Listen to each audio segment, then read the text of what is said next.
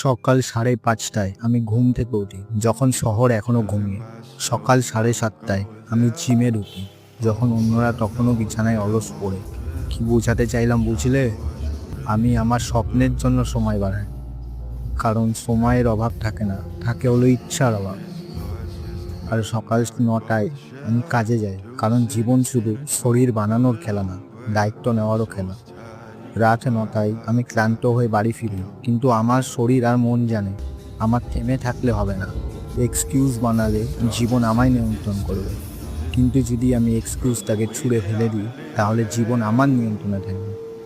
তো আজ ছিল day 7 of my progressing challenge, আর আজ ছিল লেগ ডে। আর আজ সকালে খেলাম মুসলি, সাথে পিনাট বাটার আর কিছু ফল। আর দুপুরে ছিল ঘরে বানানো মিক্স ফ্রাইড রাইস। আর রাতে খেলাম 4টে রুটি আর চিকেন। বাদ বাকি দেখা হচ্ছে কাল with same routine and same mindset নিয়ে।